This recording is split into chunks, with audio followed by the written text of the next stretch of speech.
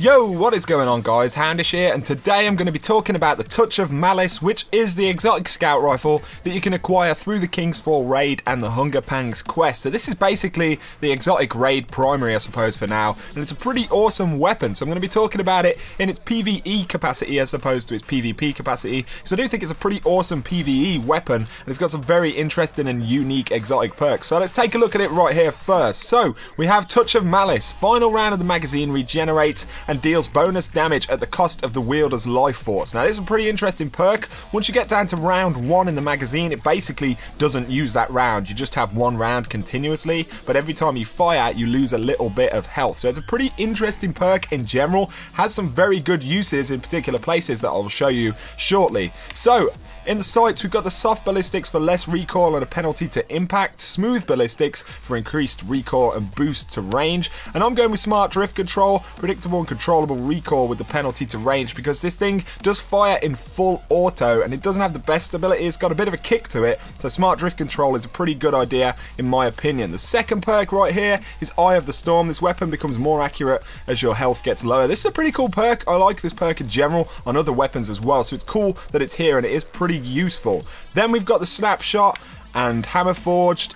Flared magwell. I'm going for hammer forged to just give it that bit more range and accuracy. Definitely useful on this gun to have. And then the final perk, Touch of Mercy. 3 rapid kills will return a portion of the wielder's health. So obviously this works in synergy with the general exotic perk, which allows you to keep firing the gun. So if you've got multiple adds that you're clearing out, it will regen your health on 3 rapid kills, which is pretty useful. So let's jump to a little bit of gameplay of it right now. So let's test out Touch of Malice's final round damage right here first. So with the full mag, I get a 1994 crit right there, but if I actually empty this mag out to the final round, that bonus damage actually goes up to 3987, which is an absolute massive boost in PvE. This is a really great perk. It allows you to do absolutely massive damage to PvE targets and sustain damage as well to higher level targets, which is pretty damn awesome. Of course, this is at the expense of health when you're on the final round, so as you can see right here, I'm going to empty out to the final round and you can see roughly how much damage I take every time I use one of those final rounds. This has taken me 33 rounds to actually die from that damage right there. Of course,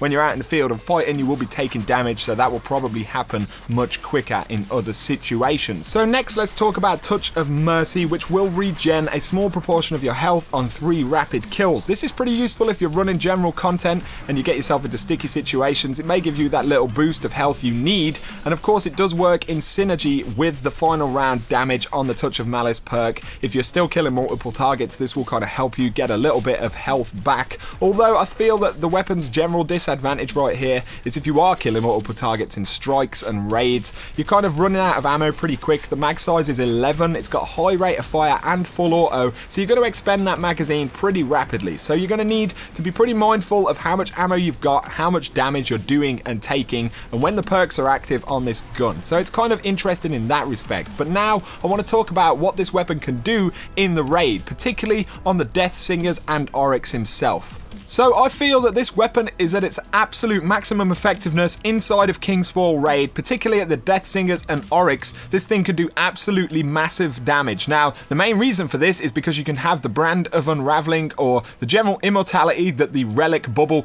gives you on both these sections of the raid. So as you can see right here, we can just empty these magazines and burn on the final round whilst taking no damage in this particular section to kill these Death Singers. Now, the damage you do on these is absolutely insane with the Touch of Malice. As you can see, we very nearly kill that first Death Singer really quickly right there. We actually have to stop doing damage so that we can get away with the next phase. So this thing is incredibly powerful inside of the Death Singers in particular. Also, it does a good fair amount of work on Oryx as well. It will do enough damage to bring him down if the whole team is using it. We have done a quick test of that. I wouldn't say it's necessarily better than snipers and things like that, but it does do the job and it's pretty damn awesome. So of course, you're on that immunity again by using the relic bubble. So they're the two kind of areas I feel that this weapon really shines, because you can just do final round full auto damage without reloading and without taking any damage whilst inside of these kind of relic bubbles in the raid. So there you go guys, that is my general kind of